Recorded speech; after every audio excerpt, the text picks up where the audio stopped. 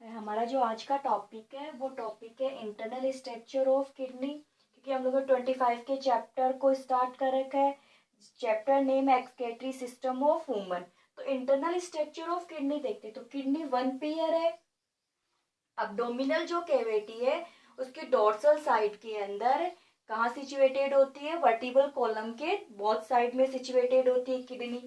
अब किडनी के अंदर अपन ये देखते हैं बीन शेप स्ट्रक्चर हो गई किडनी की। अब ये जो किडनी है, किडनी के अंदर देखिए ये वाला जो पोर्शन है, यहाँ kidney surrounded by the membranes, यानी kidney surrounded by the 3 membranes. This membrane is known as the renal capsule. Membranes known as the renal capsule. The membranes are made up of hard and fibrous connective tissue. या फिर each kidney surrounded by the wrist fibrous connective tissue. The capsule is known as the renal capsule. या आप सीधे सीधे बता सकते हो kidney surrounded by the 3 membranes. These membrane is known as the renal capsules. Then after internal structure of the kidney divided into the 2 parts. One is the cortex and second is the medulla. One is the cortex and the second part is the medulla. Internal structure of kidney divide cortex and the medulla.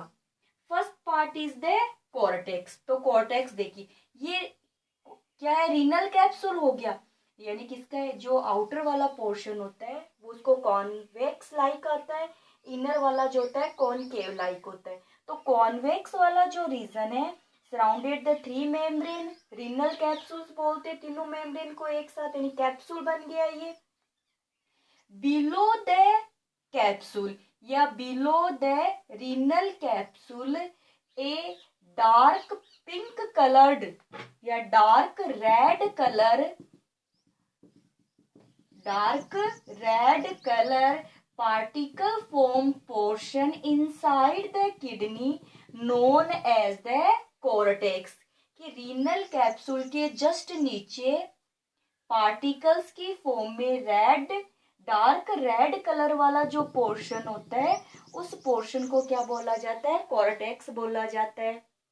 फिर देखिए ये cortex ये वाला portion, अब देखिए ये कहाँ तक स्प्रेड किया हुआ है? Extend towards the medulla regions. कहाँ तक फैला हुआ है? मेडुला रीजन्स तक फैला। The cortex extend in the medulla region. The narrow portion is known as the column of Bertin. देखिए ये जगह है ना, यहाँ पे यहाँ तक फैला हुआ है, तो ये जो नेरो वाला जो पोर्शन हो जाएगा उस पोर्शन को क्या बोला जाएगा? कोलम ऑफ बर्टिनी बोला जाता है। फिर अपन ये देखते हैं कि जो कॉर्टेक्स वाला जो पार्ट होगा इसमें नेफ्रॉन के कौन कौन से पोर्शन प्रेजेंट होंगे? क्योंकि देखिए किडनी है, किडनी का फंक्शन क्या है? फिल्ट्रेशन करना होता है, फिल्ट्रेशन ऑफ द ब्लड करना होता है।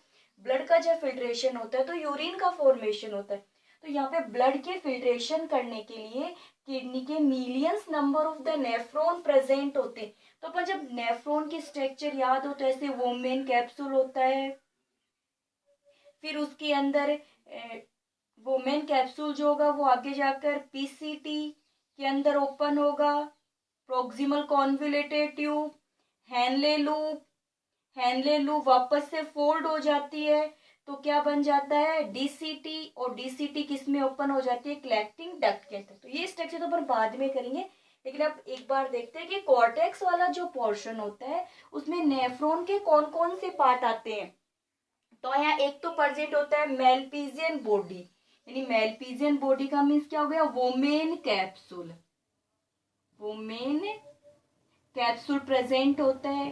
पीसीटी प्रोक्सिमल कॉन्वोल्यूटेड ट्यूब जो कोइल्ड फॉर्म में होती है नेफ्रॉन के अंदर। डी और साथ में डीसीटी ये भी कोइल्ड फॉर्म में होती है।